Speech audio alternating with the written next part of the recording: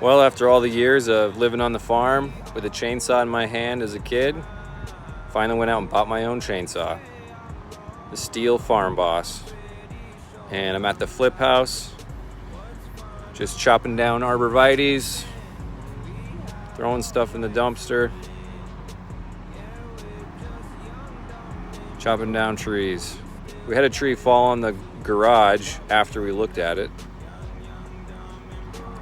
So we got that chopped up in a pile, did a little damage to the roof,